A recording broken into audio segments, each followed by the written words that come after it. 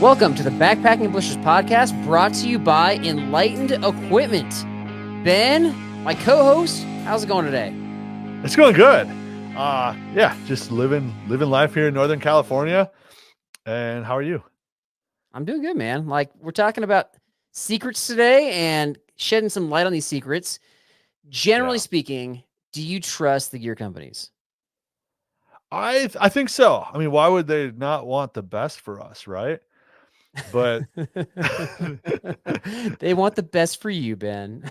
Right. I mean, that's how I think. Like, don't gear companies want us to have the best experiences and best time and use their gear? Or Are we is there a conspiracy going on out there that they want us just to use the worst gear possible, so we struggle and we have to get the better gear from them? I don't know. Well, you know me, I'm not afraid of conspiracies, so we'll definitely hit some of those today. And some reasons why maybe they don't. Yeah, why perhaps some gear companies you should trust and some maybe not so much. So we're gonna find out about that. We got so we got 8 secrets that the gear companies won't tell you. And then in our tidbit section, we've got our top 3 gear companies that we're not connected with, that have never sponsored our show. Top 3 gear of our favorite gear companies. Unbiased, right? Unbiased, totally unbiased. Okay. What if I like the company, does that make me biased? I guess. Like, top 3 companies that make us biased. They haven't biased us intentionally. It's more just that we've chosen them based on our experience with their gear. Right. Okay. Exactly. Yeah, I think so. Okay. All right. So we're gonna get to that. We have somebody who is the VP of marketing coming on to share some of these secrets with us, and so we're gonna find out just what is behind the scenes. All right, Carl. What is the Bible verse of the episode? All right, so I got Proverbs 25:9. Argue your case with your neighbor himself and do not reveal another's secret. Oh. Okay, so what's a secret that you've been keeping that you're just itching to reveal, Ben? I have not showered yet. I usually try to shower before an episode and shave and look presentable, but I have not. And my feet are bare, and I probably should put socks on because this room is pretty sweaty. Okay. And the windows are shut. The room is sweaty. The kids are out playing. Yeah, well, the windows are shut, and it's been hot today, and so it's just a steamy sauna mess right now. So, got that off my shoulders and off my chest. So thank you. Thanks for painting a gross picture of your environment. Appreciate that.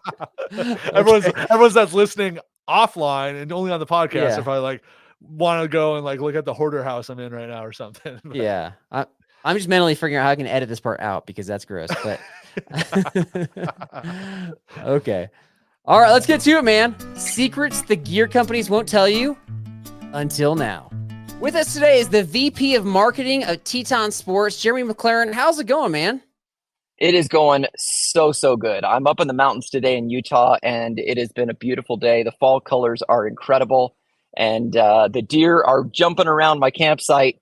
I couldn't be having a better day here at Teton. This is for those that are watching they on YouTube. Are literally frolicking. I was just 2 minutes. Literally 3 deer came frolicking through my campsite. Drove my dog crazy. That's great. For those that are watching on YouTube, this is not a green screen. He's actually literally in the forest. So very impressive. Okay, so you're new to our show, so you got to give us background rundown. You've got, you got a pretty hefty title there. So tell us who you are and basically why we can trust you. First off, you can never trust me. Unless you sample me. So you'd have to take me out on a backpacking trip to trust me for sure. And even then you'll probably leave me for dead. So I totally get that. No problem. I have been an outdoor enthusiast my whole life. I grew up in a home where we were outside all the time. My mother was a hippie and wouldn't let us watch sports on TV. She said she didn't like the sound of men hitting each other. And so therefore we always played outside. And so whether it was backpacking or camping or whatever, we were just always out exploring and having fun. So I've been camping and things, and it's always just been a personal hobby of mine. I moved out to Utah in the late 90s to go to college and instantly fell in love with the mountains, thought it was a beautiful place. I'm originally from Virginia, grew up in Virginia, and thought Utah was such a beautiful place. I stayed out here. I'm now a father with 5 kids. I take my kids, Wow. camping all the time. We own 3 Jeeps. We're always up in the mountains doing fun things, enjoying the either the alpine environment, or we drive down to southern Utah in the desert, Moab, Utah, and St. George, Utah, and some really amazing spots there. So again, outdoor stuff has always been a hobby, and I've been mainly in the tech industry for most of my career. And an opportunity came up to run marketing at Teton. And I said, boy, if I could blend my 2 favorite things, marketing and the outdoors, together, that would be the dream. And I had a great meeting with the CEO. And back last February, we agreed to have me come run marketing. And it's been a whirlwind ever since. It's been a lot of fun. Teton is an amazing company, and I'm really proud to be a part of it. Okay, gotcha. All right. So, and you're not just like part of the team. Like you're kind of running the show there. So you're the head honcho. Let's be honest, for marketing. Well, we don't have many honchos, but I'm one of them. Yeah. So those are listening to the podcast. You can't see, but Jeremy's literally sitting in a nice office chair he brought with him. Wait, is that an office chair? Isn't that an office chair? Or is it not?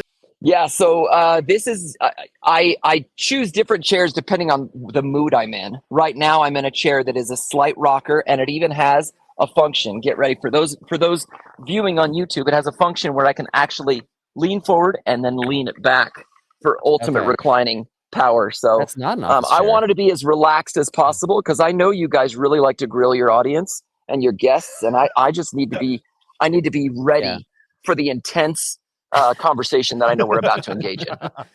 Yeah. Have you ever had a gear that broke and you never went back to that company? Oh yeah, plenty of times, and I won't name names. What does that mean? Like gear that he's used, or gear that like for a company he was working for? No, yeah, gear that he's used personally. Oh yeah. I mean, I think we've all had that experience, right? You get a piece of gear and you're like, this is going to be so sweet, and you get super excited to use it. You get out there, you use it, and it's not what you thought it was going to be. It either doesn't perform like advertised, or it doesn't last, or it breaks, or whatever. And I tell you that there is almost nothing that will stop someone from using a product faster than not being able to depend on it, especially when you're outdoors. Because if that's your only sleeping bag and it dies, if that's your only chair and you're now sitting on the ground where everyone else is enjoying a comfy seat by the fire, you're not going to buy another one from that. And you're probably going to tell that story to every person you know. So having dependable gear backed up by a good warranty is critical for any outdoor company. Mine is Converse, because the Sandlot, they're guaranteed to make you run faster, jump higher, and it never worked for me. So couldn't figure it out. Okay. PF Flyers, baby. PF Flyers. All right. What's your dog's name? This is Timp, short for Timpanogos. He's named after our biggest mountain here in the area. So he's a very, very shaggy golden doodle, and he just had some fun out in the river, so he's a little wet. Okay. Like very furry. Smells great then. So is right. So let's play a game. I'll be the customer and you be the customer service, Jeremy. Okay. And see how you'd handle this. Real life story here. I was on a camping trip. So Jeremy, I bought a sleeping bag, not from Teton. I'll put that out there. And I got stuck in it. Like I cinched the money around my head. The pillow collapsed on me and my arms were stuck inside. And I just think it's a bad design of a sleeping bag, because I almost was stuck there all day. So what can you do for me? Well, Ben, I think, we obviously can't replace the sleeping bag, because you clearly destroyed it trying to get out of it. That pocket knife you had, the 1-inch knife that you borrowed from Carl, you pulled that out and you used that to get yourself out of the sleeping bag, and you've completely destroyed it. So we can't actually validate that this was the problem. But what we can do is we can offer you a 30-day free trial to Weight Watchers, so that next time you can slim down. This is actually their new Weight Watchers got a new backpacking freeze-dried meal line. Oh, you froze. So we've got you covered. Okay. Oh, good. I appreciate that. That had me thinking about some secret gear. Do you think Weight Watchers is coming out with their own re-dehydrated food? Re-dehydrated food. Oh, sorry. Yeah, it was dehydrated. That's a real question that you just asked. That's the secret, Carl. That is the secret. They take the dehydrated food, They hydrate it, then they re-dehydrate it. That makes it even smaller. Yeah, oh my gosh, it's the best business model there is out there. Yeah, I think that's it. Right. All right. So the real reason that we had you on the show is because, you know, we've been learning some things about companies, some kind of behind the scenes things, and yeah, we just figure that you know, kind of working for a big company, know some things that we want to know or other consumers want to know out there. So like, let's hear it. So can you give us some secrets that most gear companies won't tell us? Okay. I think the first one is probably one that a lot of gear companies don't talk about. Some gear companies do, but a lot don't. And that's really that proper care and storage will make your gear last longer. For example, a sleeping bag is made up of things, you know, like whether it's down or it's synthetic, has a lot of loft in it. And that loft is what keeps you warm. If you keep it in your stuff sack year round and only pull it out on that few backpacking trips you do each year, it's going to compact, it's going to eventually lose its loft, and it's not going to keep you as warm. So, you know, hanging it up the right way, you got to find a spot where you can hang that up and keep it nice and puffy, or store it in a big, huge, you know, black garbage bag like you use for leaves in the fall. That will actually help that sleeping bag last a lot longer. And it's true for any gear you have. If you want your hydration pack, Ben, I know you love to buy a new, you know, hydration pack every time you go, but for Carl, when he wants to reuse that hydration pack, he's got to wash it out completely, let it dry, and then he could reuse it again, so he doesn't have to spend $30 every time he wants to go backpacking. No, he just borrows mine. It's okay. Yeah. Okay. I think I'm gonna call false on this one, Jeremy. Here's why. Yeah. I think that secretly, because we're talking about secrets in this episode, I think secretly the gear companies want you to not take care of your gear well, to not have it last as long, so that you have to rebuy the gear more frequently. So maybe, you know, the company you represent, Teton's like a very friendly brand. You're like, no, we want it to last forever. But don't they really, I mean, especially if it's clear that it's user error and it's not the company's error, don't they want you to keep on rebuying stuff? I mean, in a perfect world, I think every company would love you to buy, you know, things over and over again. That's why cars fall apart after a few, you know, 100,000 miles or whatever it is. I think it's probably true of everything. But you know, there's also, you know, there's a lot to be said for good quality gear. When you take good care of it, it can last you forever, right? Oh, 100%, except for water filters. Those you have to replace all the time. But yeah.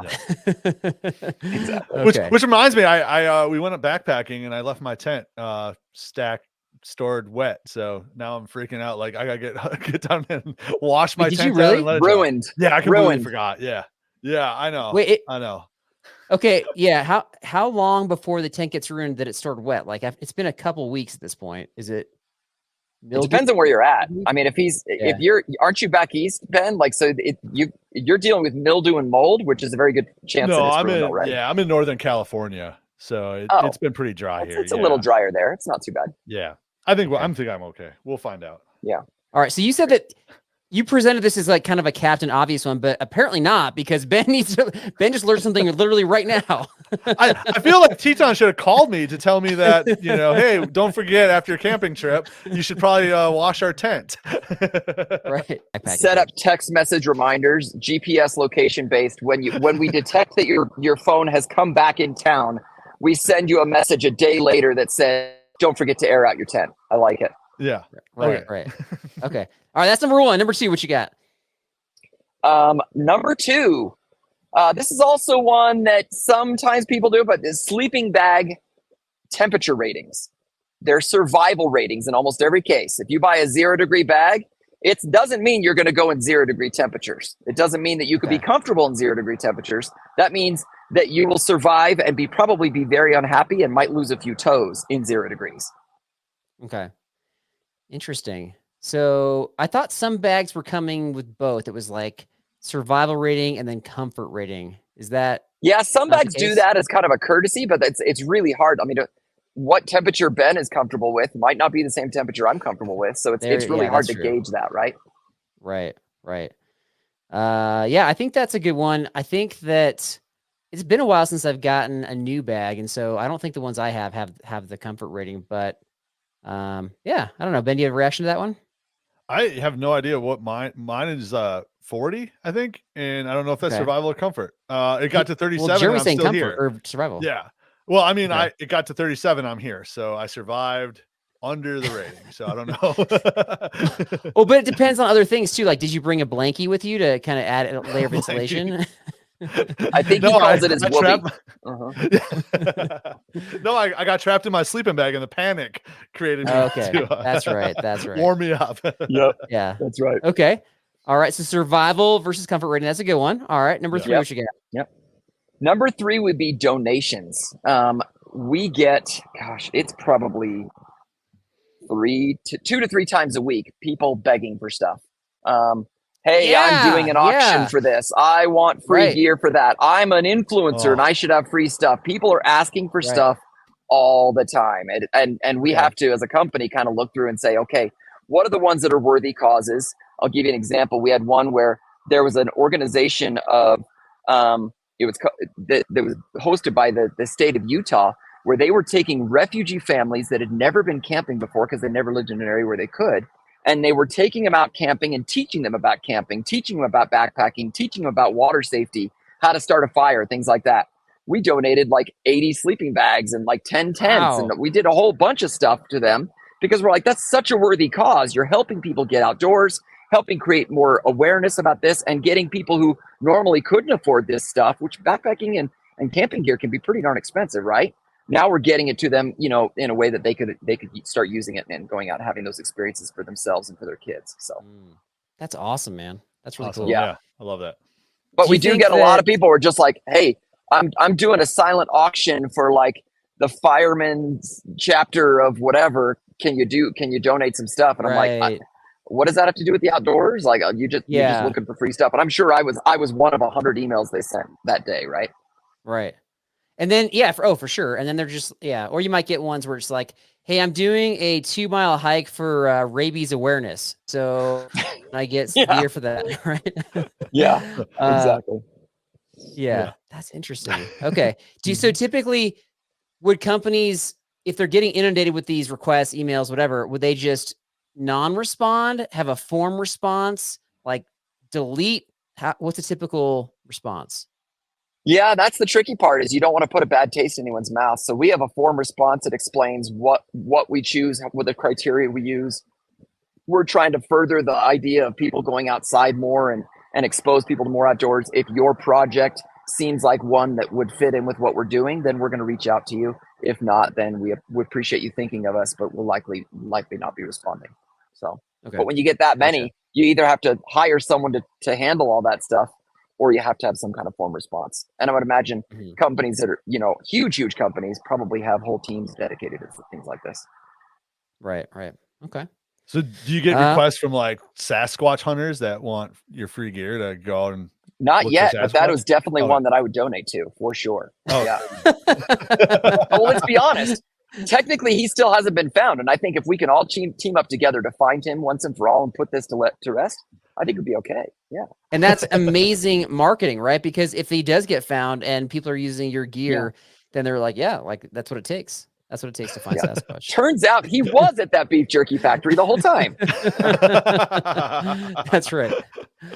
All right. Everybody's looking for him in the woods. What would be more amazing is if we see something curious walking behind Jeremy during this interview. Did you see that? Oh my gosh. I didn't see it. Okay. All right. Number 4, what you got? Here's one that's a little controversial. You guys ready for this? Okay. I like it already. Most of the outdoor products that are made in the same factories. So when you buy a $400 tent, it's made in the same factory as a $100 tent. You buy a $400 sleeping bag, it's made by the same factory. So basically the same sets of factories make the products. So in many ways, what you're paying for is maybe some extra little bells and whistles, expensive packaging, or a name brand. So if you can find a company that makes really good, reliable products, like Teton, then you can say, look, it's made in the same factory as all the other big guys, only for some reason they're charging sometimes half of what, many of these bigger companies are doing, and you can save a lot of money that way. I mean, materials have got to be part of the criteria as well, as far as cost That's goes, part of right? it. What fabric you're using, but in many cases, the zippers, the fabrics, things like that are very, very similar, if not identical. Interesting. So then how do you go out and find out the difference? Like, you're not stamping like this was made in factory 224 and this Actually, one it's too. part not the factories, but you can start by looking at what countries products are made in. And generally speaking, if they're made in a certain country, if you say, for example, Cambodia or the Philippines or China or things like that, and China's obviously a really, really big place, but there's not a huge number of factories making this kind of stuff, and the factories that do specialize in it, and they do a very, very good job. So chances are, if it's made in the same country, it's probably made in the same factory with the same expertise and many times the same materials. Interesting. Okay, so why is that controversial though? Well, because there's a lot of people who are buying $400 tents, for example, who think that they're getting a $400 tent, when in actuality, what they're probably getting is a $150 tent with a lot of profit margin to the company that's making it. So you're saying just go and buy the cheapest gear at I'm not saying cheapest, but like if you can find a company that makes good products, and like there's this feeling of like, well, I really need a good sleeping bag, so I'm going to spend $500 on a sleeping bag.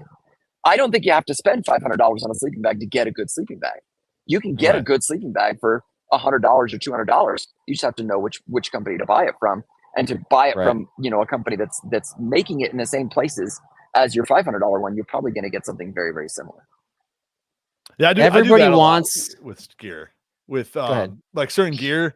I do like, and I guess kind of not even gear, but like we went and bought some motors and TVs and stuff, and they're pretty much all the same components. It's just the different brands. And so that's why I'm like, well, I'm not going to pay name brand because it's kind of the same thing. But I didn't know that with outdoor gear. That was this kind of surprised me. The outdoor gear is that way too. And I know that, you're kind of hinting at like these other companies, and people want to know what companies you're referring to, the $400 tent companies, but it's not appropriate. It's not appropriate for us to ask. Who are you talking about, Jeremy? Well, I mean, I think if you go to here's the easy way to figure it out. Go to the store, do a sort by price on tents, for example. And the ones at the top of the list, if you go price at highest to lowest, the ones at the top of the list, those are the ones I'm talking about. Okay. Oh, okay. I think it'd be better just to send you undercover to a factory as a worker and have you work there and let us know. Dig deep. Carl, do you want to go? Do you want to go to a factory? Let's do it together. Yeah. Well, as long as I can wear some sort of undercover like costume or like a park ranger costume, because I think that one's pretty sweaty. I don't think we want to do that. Man, you are ready to go with the references. You're on fire. This is awesome. We're big into costumes in our show, apparently. Costumes. What? Oh. Okay. All right. So we'll set that up as like a Patreon trip. We're gonna do undercover into a factory in Southeast Asia to find out what's really going on. So there we go. Okay. And then we get the gear and we camp out in the factory. That's right. Oh. Inside the factory. Camp out in the factory. That's right. Urban backpacking trip. All right. All right, Jeremy. How's it going? What's number 5? Influencers cost money. If you look at almost any video that's been made and produced about almost any subject, in almost every case, unless they're specifically outlining, and you notice it sometimes, like on YouTube, when someone says, and by the way, I bought this with my own money. I didn't get paid to do this because I really like this product. They'll say that. If they're not saying that, almost every single time they got paid to make that video. Now, there's nothing wrong with that. These influencers are working hard to create great content, but that content is expensive. For a company like mine, if I wanted to get, Teton products out there, I'm paying anywhere between $500 to sometimes as much as $2,000 per video with no guarantee of results. So I guess I would pose that as a buyer beware. If your favorite influencer is telling you, I really love this product, you're going to love it so much, just know that they probably got paid to say that, and they might not necessarily actually believe in what they're saying there. So. Dude, that's a really good one. I love that one. I even tell, for years I've been saying, don't even trust us. Like, test things out yourself because like I'm inherently biased. When I was in my 20s, I had a company send me some free gear. I just kind of sent a letter, like not even an email, but a letter to them. and I was working at REI at the time. And I'm like, we're going to do a presentation. So I was offering something, and they sent me some stuff, and like there was no reason why they should have, but I'm definitely heavily biased towards that company ever since, because they like treated me well, and it's a good company, but still, like, you don't want to have, and that stuff's great. I do that kind of stuff all the time, where it's like someone reaches out and I'm like, hey, you know what? I want you to like have this, have this pack and try it out. I wanted you guys to have the Mountain Ultra 10 and the Signal 65 backpack and try those things out so you could give your honest opinion, to the viewers. I think I still want to do that with people. Where it kind of hurts a little bit, and I wonder about the people watching stuff, is when, someone's getting paid to promote a product that they may not believe in and may not actually be the best product out there for them. Right. That's okay. And there's a couple like YouTubers specifically that I would trust. I know that they would even go so far as to like sabotage a relationship with the company just to make sure that they're speaking truthfully. Yeah. But there's not, I mean, there's a couple. So yeah, we'll talk more about that. And there's later, a few out there that we send product to, but they refuse to take any money because they're like, I want to be completely unbiased. I'm not gonna, like, my content is because I'm making it for my audience. So there's definitely some people out there you can trust with integrity for sure. Okay. Would you rather respond via email, Jeremy, or a written letter? Like we skipped over Carl sitting down at on company time, was it? On 20 years ago. 20 years writing it with crayon, because that's a big factor. No, it's a no, is what you say. Okay. Yeah, email hasn't always been around, Ben. Like I'm kind of old.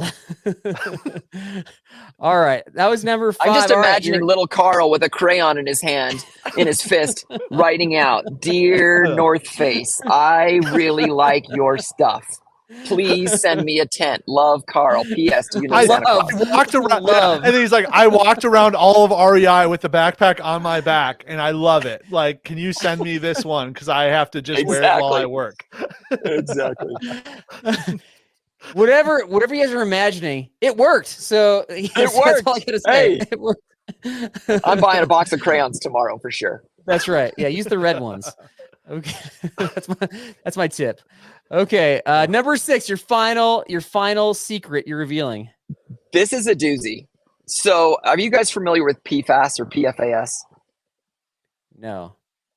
So there's a chemical. It's called I'm going to mess this up. Polyfluoroalkyl substances that is existing in a lot of gear and a lot of outdoor gear. They've discovered that this stuff. There's 7 states who have essentially banned this chemical from their products. So if you want to sell a product in that state, you cannot have this product in there. And the laws generally are, by the end of this year, everything has to be what they call PFAS free. So free of these chemicals, and you have to have it by the end of the year. So here's the interesting thing that a lot of people are not telling you. First off, it's only 7 states out of all the states that are requiring this. The rest do not. Now, it's a good thing to try and make your products more eco-friendly, no chemicals in them, things like that. But what they don't tell you is that the substitute, so for example, the PFAS chemicals are used a lot in waterproofing. So a tent that has a nice waterproofing layer is waterproof because of those chemicals. When you take those chemicals out and you use an alternate chemical, the alternate chemicals that exist that are a little more eco-friendly are not nearly as waterproof. Out of the box, it will be just as waterproof, but that waterproofing layer will wear off. I don't want to say quickly because we don't know for sure, but it's probably not going to be it's not going to last nearly as long as the previous ones. So I guess the first piece is for audience to understand that this is existing and not all states are requiring it. But because a few states are requiring it, all outdoor companies are switching to it 100%. So by the end of this year, if you want to buy a product from your favorite retail store, it will be PFAS free. It's not like we're saying, hey, in these 7 states, give PFAS free chemicals. All the rest do products that have PFAS in them.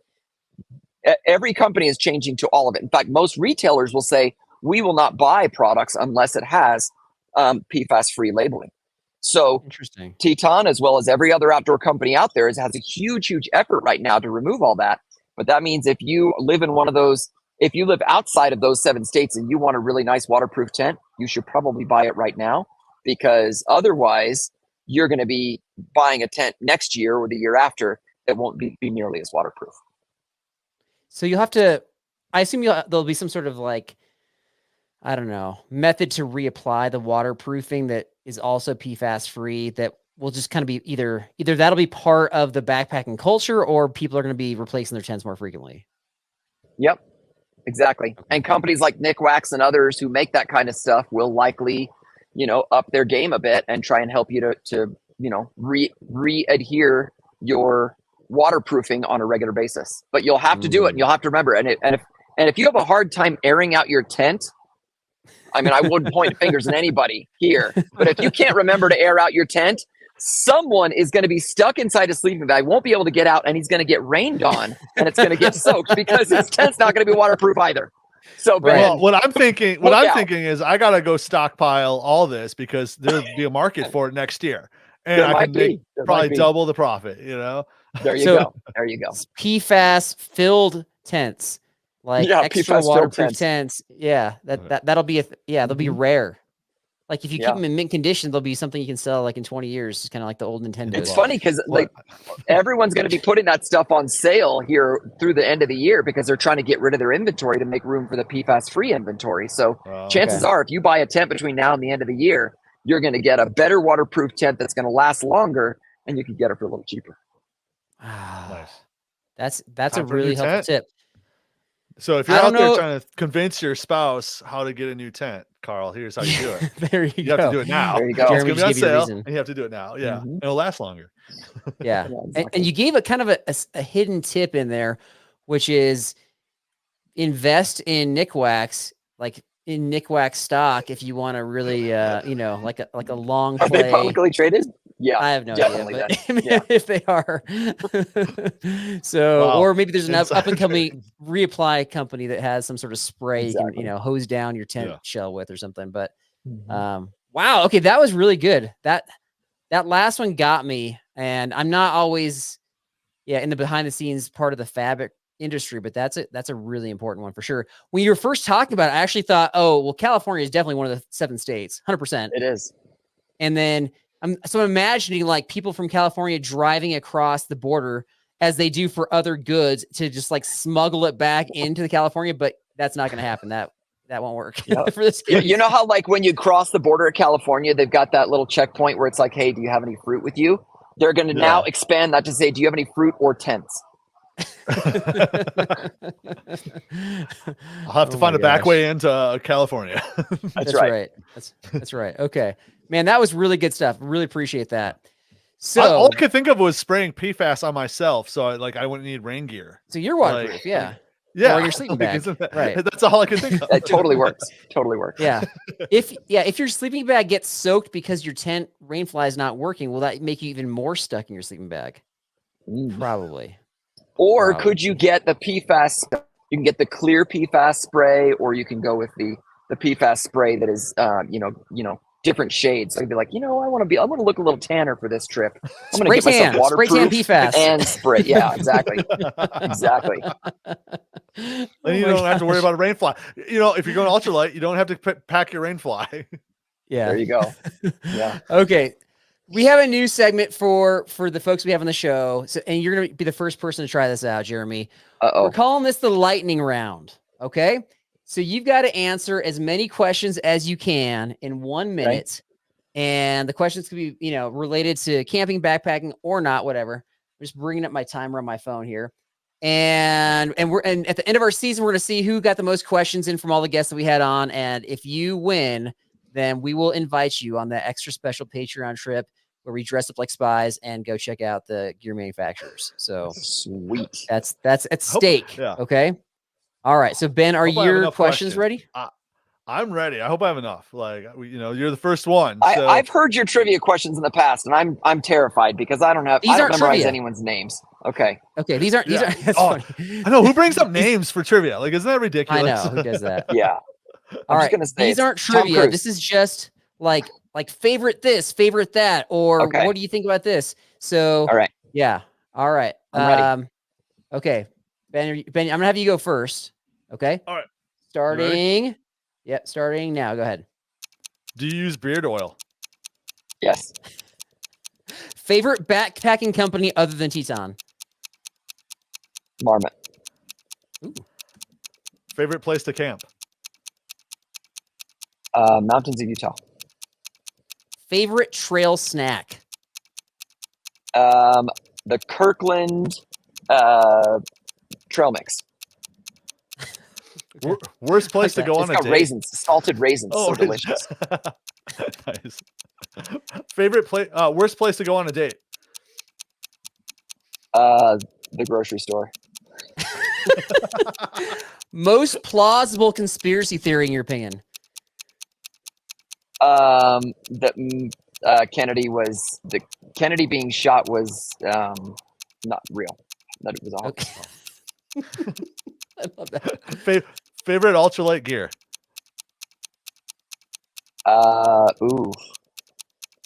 Probably Helinox. Okay. Favorite type of tree? Pine. And stop. Okay. Oh. I gave you a few extra seconds because Ben was like stalling a little bit there, laughing at some of your answers. Yeah. Okay. How many questions is that? How many did you get, Ben? How many questions did you get in there? I got 4, right? 1, 2, 3, 4. Yeah. I got 4. So we got 8. So 8. 8. You're top of the leaderboard I'm right the now. leader then so far. Correct. And I think 8's a lot. I think you did really well because like we'll have some folks on who might not even answer 1. So well done.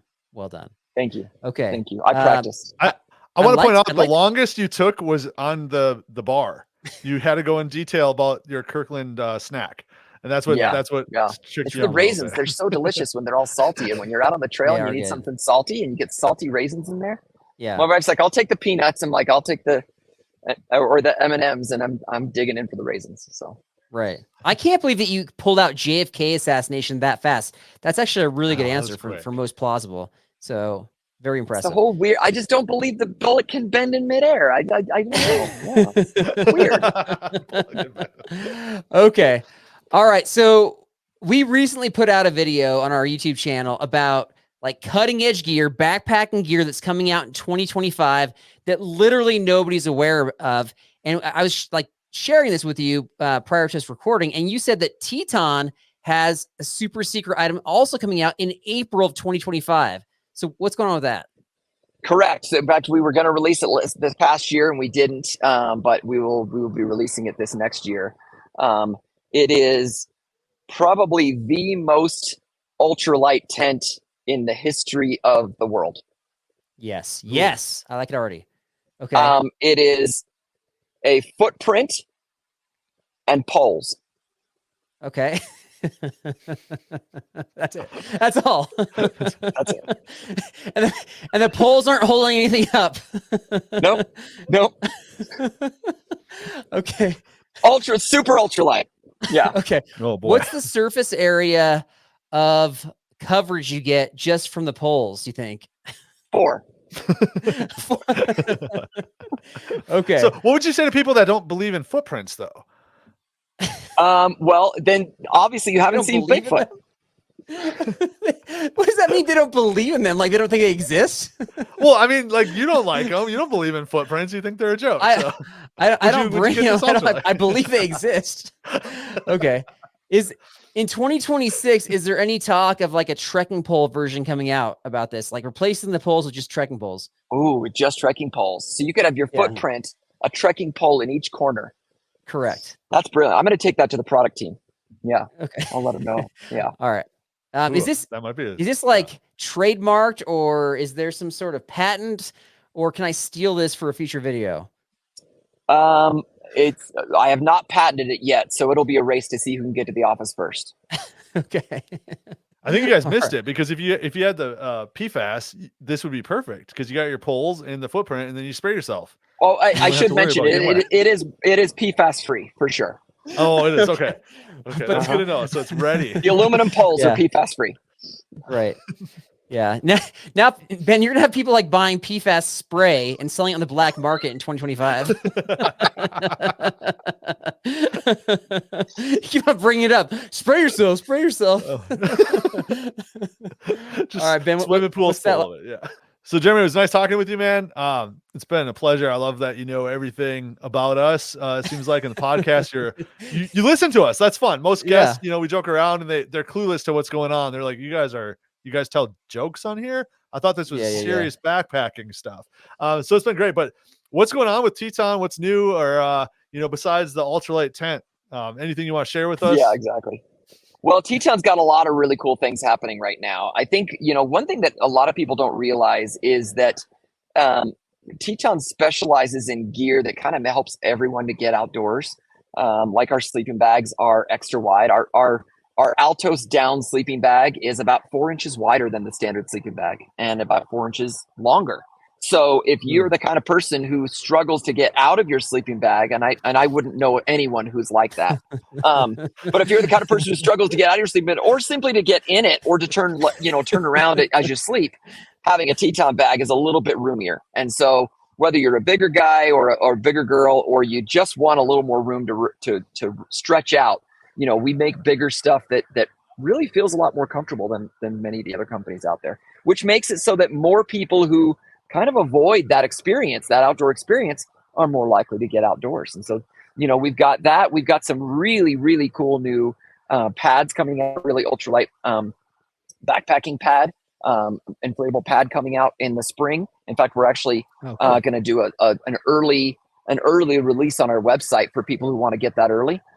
We've got a really awesome line of travel bags that we debuted at the Outdoor Retailer Show this year.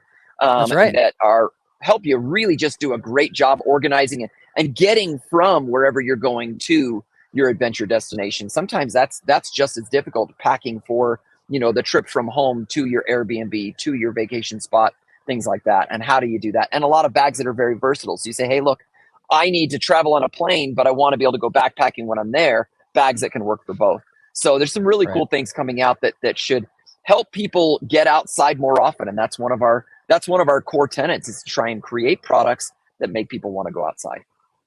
Dude, that's great, man. Yeah. Okay.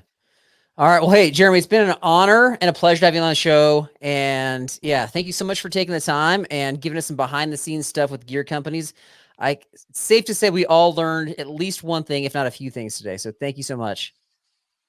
I appreciate that. I've got a homework assignment for your viewers, and there's a reward for it.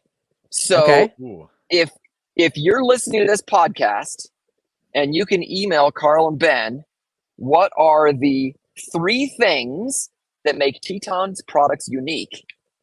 Anyone with the correct answer will put you in a drawing for a $100 Teton gift card.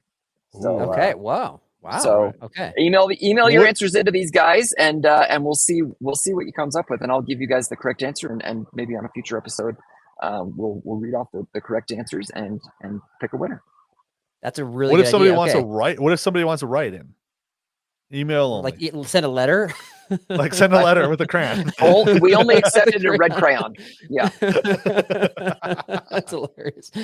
Well, okay. And I'll say this, that because most folks listen while they're out, either, you know, hiking, backpacking, or driving around, if you actually follow through and you do submit it, you probably got a really good chance of winning. This is like one of those drawings where like legitimately you could win. So this is a good deal. All right, man. Well, again, thank you so much for your time.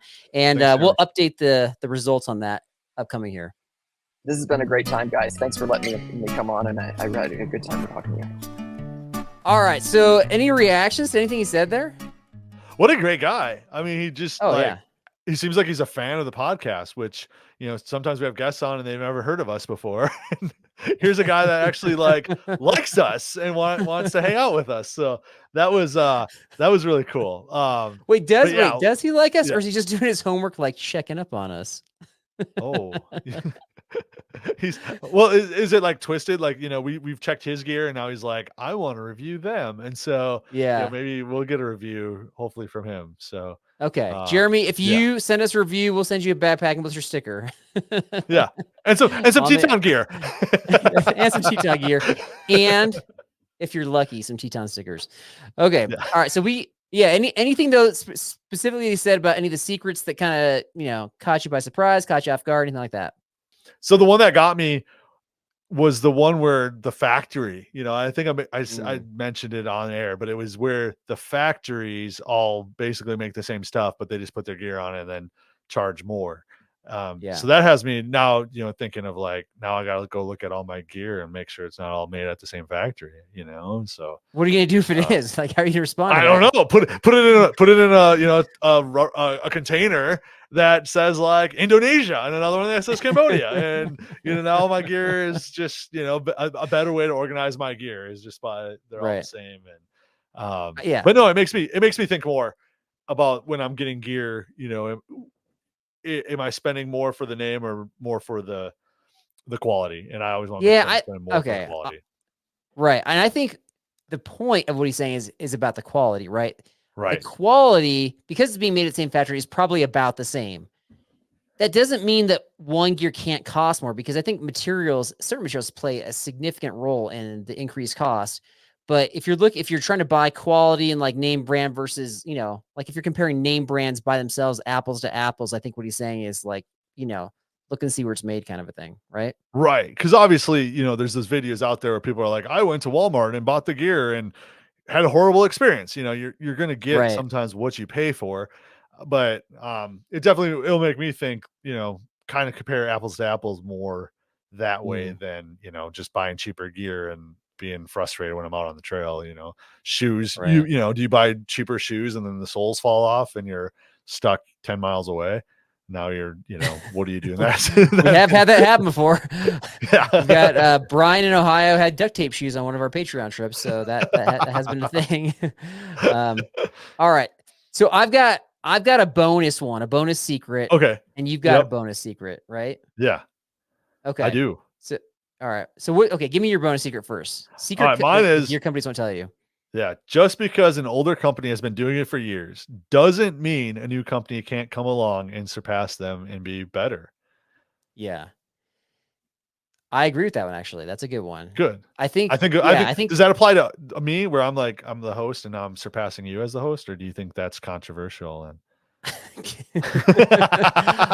it's not going to take a whole lot to surpass me because I'm not sitting that high of a bar. I think my bar is pretty low. Be like, wow, I've been doing this for 2 episodes and I'm already better than Carl. I think Jeremy came in and was better than us, so it's okay. I think that's probably true too. It's funny. I don't know, man. Like, that's an interesting one because, I think that it's funny. I just think that a lot of companies are just unwilling to innovate. There's some companies that Right. they make something, it's the best for however long, people get used to buying it and they stick with it and they kind of, do the same thing over and over again and they don't innovate. And then other companies are like, well, what if we do it this way or, this and that. And so, Yeah. not that you have to constantly be ahead of the curve and innovating. If you make a good quality product, that's fine. Sometimes that's sufficient. But I just see that happen a lot where it's just like companies aren't getting any better ever. And they're surviving still, but just there's other options out there, right? Right. No, and I think for me, one that comes to mind is like Jetboil. Now, I think the patent lapsed, right? Or Right. like they had it, and so now there's other companies that are coming out with the technology. So I think that's one where Jetboils is going to have to try to get better or change something Mhm. or figure their thing out because they're spendier and there's other companies coming out doing it cheaper. Um, Right. or are they just sticking their name on a Jetboil because it's made in the same factory? I don't know now. Now I'm just Yeah, it could be confused. yeah, it's a good Yeah. question. And Jippo is a really Yeah. good example. And I know that I'm pretty sure they're coming out with a new stove next year. So maybe they've already done it. We're to find Yeah. out. And Yeah. I think that Okay. helps. I mean, if you listen to our podcast about gear that hasn't made the market, then that's a good point of, that some companies are definitely trying new gear out there. Yeah, try new things for And sure. have failed, but at Yeah. least they're It's trying, not gonna at always least they're work, doing. but Right. yeah, at least they're trying. Okay. This one, okay, my behind the scenes tip. This one kind of, I don't know. I don't know how you feel about this one, but are you familiar with the phrase antimicrobial? Yes. Okay, That so is fear of germs. More or less. I Incorrect. mean, yeah. Incorrect. Well, oh, It okay. it's yeah, products that are antimicrobial basically have something in them or on them that's going to prevent it from stinking. So like if you are sweaty, like your skin touches it, it can generate body odor, but the antimicrobials will prevent it from doing that, right? I thought it was just the spread of germs. Is it the spread of smell or germs? Yeah, it's like, well, probably both. I don't know how Okay, smell and yeah. germs work together. Again, not a science expert, but Okay. anyway, so there's different types of antimicrobials, and so a lot of really high quality companies will use natural ones like copper. Copper is a common one. Oh, yeah. And so we've talked about companies like Exoskin that kind of weave some copper into their shorts, their undies, their base layers, whatever you want to call it, their socks, and that's great. And there's other natural antimicrobials out there, but there's some companies that take shortcuts and they just simply like spray it or hose it down or soak it in some sort of chemical, like chemicals that are relatively harmful. It's almost like a formaldehyde type substance, Oh, yeah. which can do anything from cause allergy problems to like reproductive harm. Yeah. Chances are, if it's a higher end company, this isn't always true, but chances are they're going to be using more of the natural stuff that's safer. And if you're buying from like Temu or places like that, and it says antimicrobial, like you may want to do some research. Oh, So, yeah. No, that makes sense. I mean, you hear about that leaching on like clothing that can leach through into the skin. So are you Right. better off just walking around with pennies and rubbing pennies all over your feet and skin and hands so it doesn't smell antibacterial, or? I mean, yeah, definitely. We talked about that as just making like clothing, like melting down the copper, like making some sort of armor clothing. That was on an episode a few years ago. So it might not be very comfortable. Yeah, that's right. It was a while ago. Yeah, it might not be very comfortable, but at least it won't stink, right? Yeah, right. Okay, so there it is. 8. You got 8 secrets the gear companies won't tell you. And speaking of secrets, we got secret trivia coming up right after this. The trail is calling your name. Are you ready? Are you really ready? Our good friend Rowan from Summit Strength can get you trail ready. Rowan uses rock solid evidence to design a specialized training program just for you. There are plenty of cookie cutter programs out there that will get you only halfway up the mountain. Make it to your adventure summit with Summit Strength. The link to your success is always in our episode description, but you can check out all the information you need at summitstrength.com.au/online. It's time to be strong and pain-free for your next adventure. Okay, thanks again to Teton for sponsoring this trivia and for Jeremy for coming on the show. And I got 3 questions for you. So none of these are multiple choice. Are you ready for this? Oh my gosh. Okay. Yeah. No multiple choice. You know, for the record, I file this away, and next trivia I do, I'm like, all right, Carl, you won't get multiple choice either because, that's how I do it. Eye for an eye. So, all right, That's fair. I think these are all reasonable, and maybe even borderline too easy, but we're going to find out. Number 1, what is the name of the secret area in Nevada that houses the UFO from Roswell? I actually watched the show Roswell, so this is easy. It's Area 51. Area 51. Didn't even need multiple choice. There you go. That's correct. So we've got, I think, a Patreon trip going to Area 51 in 2026. So I think it involves underground caves and you're not supposed to bring your ID, and lots of masks probably too. Oh, wow. So like costume masks or what? Yes. Yeah. Just camouflage. All right. Number 2, which fast food company is known for having a secret recipe? I had to memorize a song for choir. So it's like 2 all beef patty, special sauce, lettuce, cheese, tomatoes, sesame seed bun. Sounds like you know the recipe. No, because it's secret sauce in there. So it's the Big Mac from McDonald's. I've never heard of that ever in my life. What? So which one are you? Do you know the secret recipe for the Big Mac? It might be special sauce. Like, maybe it's special sauce, not secret sauce. Is it? Well, then the other option would be Chick-fil-A. If it's Chick-fil-A, right? Okay, you're close. It's KFC. What? Secret recipe. Oh, the chicken. I thought it was sauce. You were going after sauce. Okay. I just said recipe. I didn't say sauce. I was thinking sauce because of choir. Oh, okay. Well. Yeah, and I didn't, and no part of that question involved the word choir, so that's probably your issue right there. Probably. Okay. All right, number 3. Which American man revealed classified information and is now living in Russia? Mr. Snow. That sounds like a spy name. Well, he's a spy, right? You're me, Mr. Fire. I'll be Mr. Snow. Okay. You're Is that close. his last name? Is it his No, it's last name? close. Is Snow? What? Edward? Okay. Mr. Ed? Yeah. Okay, I'll give you Edward. Edward's close enough. Yeah. Edward Snowden. Okay. See, I got it. Yeah. Mr. Snow. I said Yeah, you're close. I said you're close. I know. Edward right. Snow. Yeah, I knew Edward Snow. Not Snow. Okay. Snowden. Snowden. I was thinking Jesse Ventura because he did the conspiracy theory shows. So I was like, is he in Russia now? I don't know. So if he released classified information, maybe he is. I don't know. I'll have to look it up. he definitely might have. Okay. Something to keep an eye on. Yeah. Not really. Okay. All right. Tidbits. We got our top 3 gear companies, supposedly unbiased, never been sponsored by them. Here we go. Ben, what is one of yours? Go for it. Mine is Garmin. I love the company Garmin. Do you? So yeah, I do. Okay. I don't know. Love might be too much, but they make obviously the SOS stuff and trackers and all that. But I'm more like the Garmin watches have been really helpful for us. And Oh, yeah. So if you're out backpacking, it shows you coordinates, altitudes, whole bunch of different stuff. So maybe I just more like the Garmin watch, but Garmin. Yeah, would no, be my gear they make company. good stuff. Okay. Yeah.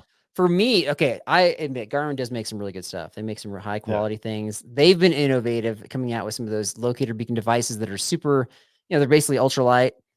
That being said, I would put Garmin in my bottom 3 because they are a price gouging company. I've even called them out on this like face to face, but they charge you just like an annual activation fee for essentially no reason. So I don't like price gouging companies, but the gear they make, you're right. It's good stuff.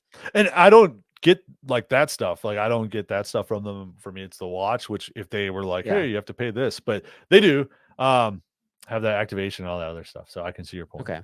Just because you don't get it from them doesn't mean it's not happening. You can't put your head in the sand, Ben. All right. It's the same company. Nope. They have a watch. All right. My first one is MSR. I've never had an MSR stove break on me. They've always been highly reliable. I've used, I think, almost every single MSR stove ever. I'm trying to think if there's a stove that I haven't used. I think I've used them all.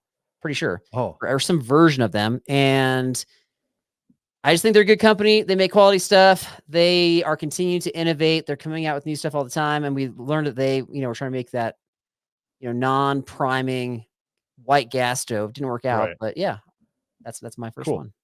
Do you know what MSR stands for? Mystery Ranch. Wait, that doesn't make any sense. I don't know. Okay. Mountain Safety Research. I have no idea, so I was asking you. Yeah. Mountain Safety Research. All right. Yeah. Mine is Sawyer. They got away. I had a really nice gravity fed filtration system from them, and they don't even make it anymore. I don't know why. Maybe it wasn't filtering, but I never got sick from it. But they also make the extractors. So if you get bee bite, bee sting, they make a little pump thing. And then I didn't know they make the SAM split. So we actually use the SAM split quite a bit in the medical field. So that kind of was a weird, water filtration, this thing, and then a splint. So yeah, it's pretty cool. I'm mixed on Sawyer because Sawyer does such good things. Like I feel good about buying from Sawyer because they do a lot for, charities, or I don't know if it's charities, but they basically go and they try to help get Africans clean water. Essentially. Yeah. Yeah. Which is amazing. Yeah. They are not, they're like, they've come out with new stuff, but like their Sawyer Mini, their Sawyer Micro are not very good. They're not good at all. Their Sawyer bags, their squeeze filters, like the bags are just known to break, and they know that, and they're not doing anything about it. And there's some easy fixes where they could license it out to companies like Canuck. The Sawyer Squeeze is a good filter though, so I'm kind of mixed on them. Also that. No, and I only use the gravity fed, which I loved, and I'm disappointed. But now they have a bucket. Yeah, and maybe that's how they fixed it, Carl, is they now have a bucket that you fill with water and can filter. So they got rid of sounds backpacking-ish. Sounds ultralight. Yeah. Well, because the backpack you can also store your gear in. So Okay. Store your gear in the backpacking bucket. Nice. All right. There we go. Okay. My number 2 is Nemo. And everything I've gotten from Nemo has been good. And I just don't, I like their stuff. So Do you think they're one of the companies that raise their stuff up and it's made out of the same factory that you could get like, Ozark Trail? Oh, I could see that being the case for sure. I don't, but they're It's a at Walmart least when brand. I bought them. Yeah, I mean, it could. Yeah, I don't know, but their tents when I bought them weren't like egregiously priced compared to others. They might be now, but like a lot of it you're paying for design too. They've had some innovative designs with their tents that make them ultralight. So, and I don't use a trekking pole tent. Yeah. The tent that you had was roomier for one person too, which I liked. It was like 1.5. But it's listed as a 2, and it is 1.5. Oh, is it? You're Okay. right. Yeah. Yeah. I thought it was that's not just Nemo. That's like a lot of companies are doing that. Yeah. Right. Okay. All right. Third one. Third one. Have you ever, now we talk about hammocking, and this is the one, stay with me. Have you ever like been backpacking and you got sore muscles? No. And yes. Really? Okay. So I got the fixer for you for that, Carl, is you want to relax in a hammock because it's like 0 gravity. And then if you carry extra 50 pounds, you can have the hydro hammock, which is also a hot tub for your hammock. So the company's called Hydro Hammock? Yeah. Okay. So of all the backpacking brands, this is your top 3 is the Hydro Hammock. Well, it's in there. It's a 3. It's in there. Oh my gosh. Oh my gosh. You're saying you wouldn't just want to like take a hot tub hammock and just sit there and relax in the middle of nowhere? Oh. When we went to the outdoor retailer show, they had these portable hot tubs where it was like, fill it up, heat it up, enjoy. And you could like, empty it out. And I was like, hey, that's pretty cool. Like I could see putting this in my backyard. I didn't even ask the price, but I was like, so like how much does it take to heat the water up? Like, just like 9 hours. I was like, whoa, oh no, this was quicker. This was like, I think much quicker. So would that help you? You can backpack and be relaxing in a hammock. And, I mean, I think everyone would be jealous if you're just, hot tubbing underneath the stars in 0-degree weather. Yeah, it's a fair question in Ben's world, but I don't want to really acknowledge this was an answer. So I'm going to move on to my final one, which is, of course, parent company's Mars, but the Snickers energy bar. Snickers. Wow. Okay. You said I was ridiculous. Now you're going with the candy bar. It comes on every trip. Comes on literally every trip and more. All right, Ben. You got anything else? Yeah. No, I'm good. It was a fun episode, and hopefully we learned some stuff along the way. Well, hopefully, like you can already decide if you learned something. I'm still trying to figure out. I did. Okay. Did you learn? All right. Well, thanks for tuning in, everybody. Thanks again to Jeremy McLerran for joining the show. Have a great weekend. God bless you. See ya.